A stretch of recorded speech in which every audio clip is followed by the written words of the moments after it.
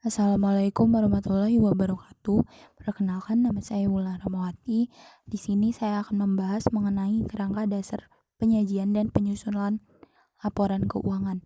Video pembelajaran ini saya buat untuk memenuhi tugas mata kuliah Akuntansi Keuangan Menengah 1.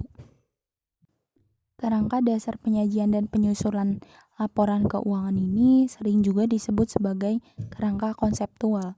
Kerangka konseptual ini merupakan konsep yang menjadi dasar penyusunan dan penyajian laporan keuangan untuk tujuan umum.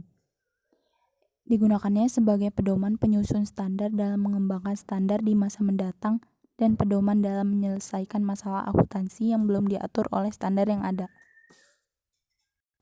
Kerangka konseptual ditujukannya untuk menyusun standar akuntansi keuangan dalam pelaksanaan tugasnya, penyusun laporan keuangan untuk menanggulangi masalah akuntansi yang belum diatur dalam standar akuntansi keuangan, sebagai auditor dalam memberikan pendapat mengenai apakah laporan keuangan disusun sesuai dengan prinsip akuntansi yang berlaku.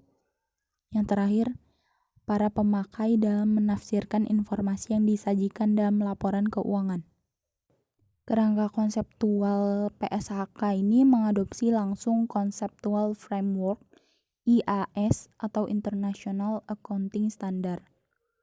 Bahkan PSAK ini mencantumkan kerangka konseptual dengan menggunakan dua bahasa, yaitu bahasa Indonesia dan bahasa Inggris. Kerangka konseptual menggunakan harga perolehan dalam mencatat nilai aset.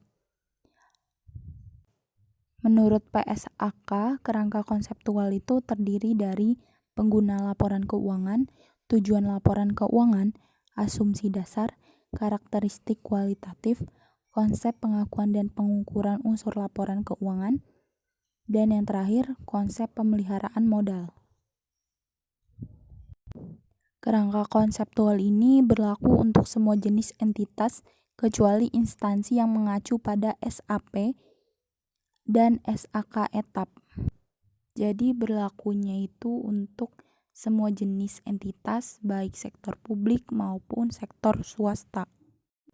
Kerangka konseptual ini mengatur konsep umum pengakuan dan pengukuran unsur dalam laporan keuangan. Unsur di dalam laporan keuangannya itu yang dijelaskan adalah aset, liabilitas, pendapatan, dan beban. Tetapi kaidah konseptual ini digunakan jika tidak dalam praktiknya itu tidak ada standar akuntansi khusus yang mengatur tentang hal transaksi tersebut. Namun, jika telah ada standar akuntansi yang mengaturnya, perlakuan akuntansinya akan mengikuti standar akuntansi. Contohnya itu pengaturan tentang aset tetap tidak mengikuti aturan umum dalam kerangka konseptual karena telah ada standar khususnya yang mengatur, yaitu PSAK 16. Selanjutnya ada pengguna laporan keuangan, itu meliputi investor, calon investor, pembeli pinjaman, karyawan, pemasok, kreditur lainnya, pelanggan, pemerintah, lembaga, dan masyarakat.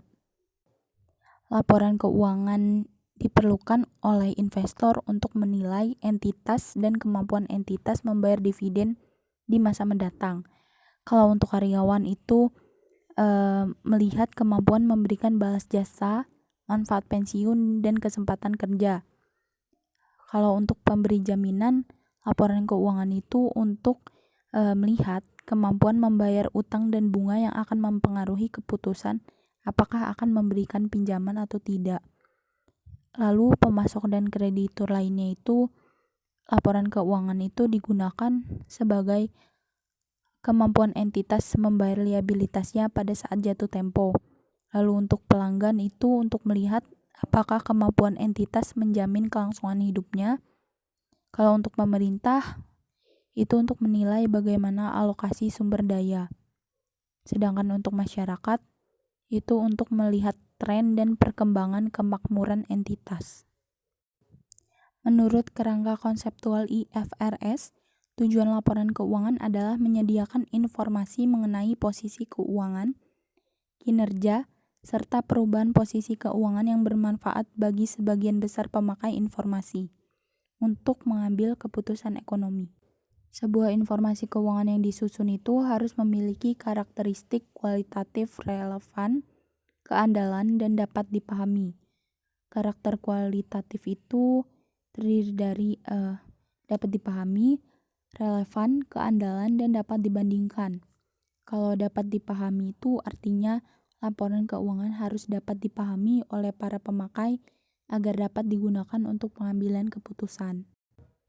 Dapat dibandingkan itu artinya pemakai perlu membandingkan laporan keuangan entitas antar periode dan membandingkan dengan entitas lain.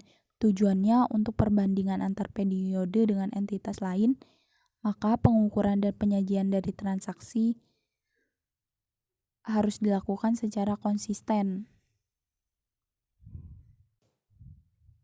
Ini tuh agar standar akuntansinya penyajian informasi sama antar entitas yang berbeda.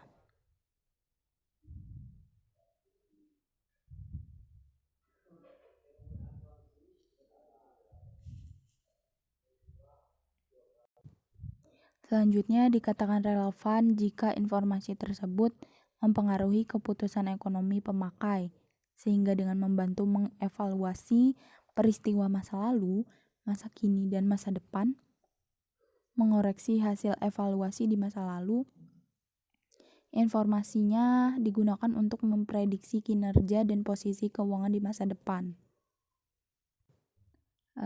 Selanjutnya ada keandalan. Keandalan itu berarti jika bebas dari pengertian yang menyesatkan, kesalahan material, dan dapat diandalkan pemakainya sebagai penyajian yang tulus atau jujur, atau faithful representation.